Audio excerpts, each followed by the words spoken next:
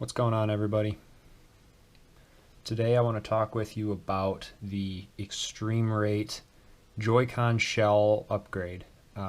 Full disclosure here, eXtremeRate reached out to me and asked me to do a review of their product. It's not paid by any means. They sent me their product. I just asked them to send me something obscure, but it had to have the D-pad. This guy right here, that was the big selling point for me. Was I want to be able to test out the D-pad versus the standard Joycon, 4-button deal that you're probably all pretty familiar with. So I'm going to be doing a general overview. This particular video is going to focus on my impressions of these shells, and then I'm going to do another video that shows how to actually install the shells if you choose to do the upgrade yourself. But I'm going to be going over the actual D-pad itself, the feel, the look of them, what I think of the general quality. I'm actually going to show you a tear down the inside of both of this shell versus the Nintendo brand shell, just to see how the manufacturing quality looks, and then just my final thoughts on it. So let's jump in to these guys right here. Again, this is the eXtremeRate Joycon shell. You can get these on Amazon. So right off the bat, between these two here, you can see that we've got a D-pad. Now, in my opinion, it doesn't take a scientist to figure this out. Anybody that's played a gaming system knows that the D-pad is just synonymous with a controller. This stupid 4-button thing that Nintendo came up with, I don't know if it was because of copyrights or something like that, but this is awful. This sucks.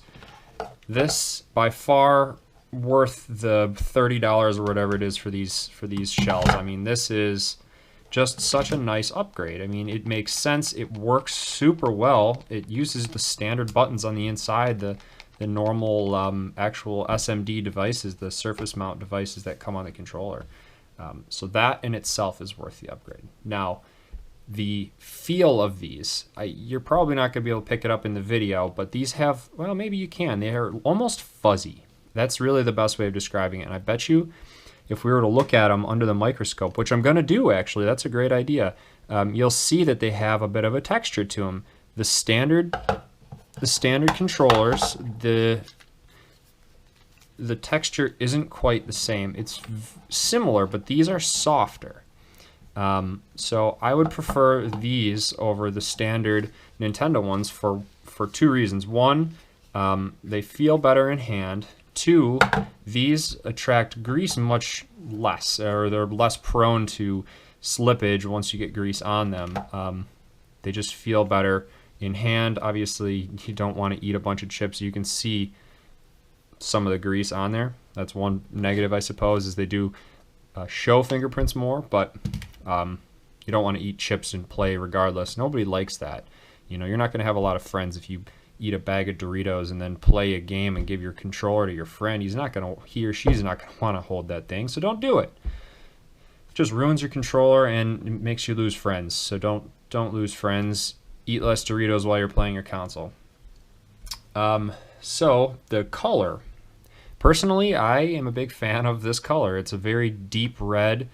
On an actual Switch, they look pretty good. I think that if you could get a case that was the same color, that'd be pretty cool, but as you can see, they do look pretty cool. So, big fan of this.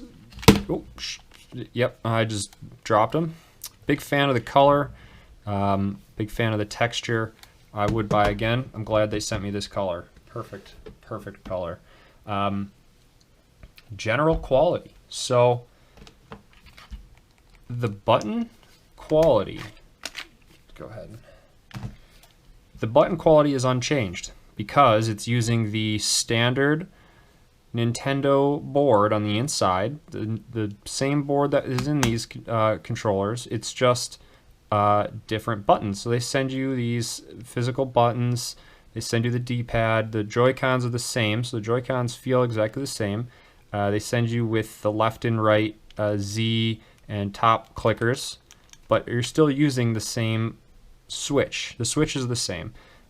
Now in the kit, they do send you all of these buttons, like I mentioned, the home button and the picture button, the minus, plus, these buttons up on top, and new ones of these. I ended up keeping the standard Nintendo buttons on this side just because the ones they sent me were actually indented rather than, you know, the painted surface or whatever you want to call that. It's just got the, you know, highlighted letters. I prefer that, but everything else is included, and then obviously the D-pad, and the D-pad is just this button here, and they give you a piece of rubber to go underneath, which actually actuates the switches on the main board. The feel, the quality, it's dead on. I mean, it's the same, if not better, than Nintendo.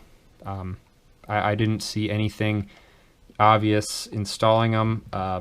I guess the one thing to note, long-term durability may be a bit worse on these in terms of appearance, because these are injection molded plastic colors. So for instance, this blue color is blue plastic that was injected, not this where it's a white plastic that's painted.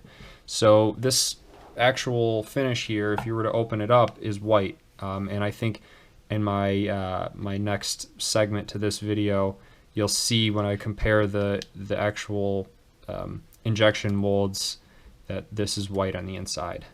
But overall build quality is good. So now we're going to get into the next segment, which is the tear down on the inside. So I'm going to jump to that now.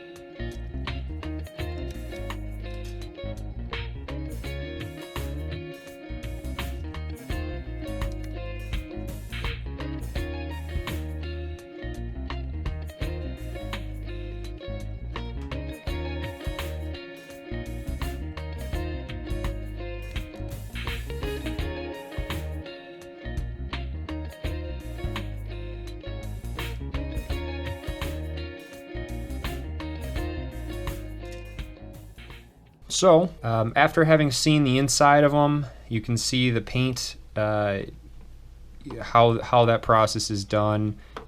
Long-term durability may not be as good, but initial, I've probably played these for 6-7 hours now, and there's no evidence of any paint wearing off. They look fine. They look like they did when I bought them, other than the little bit of grease. So would I buy them?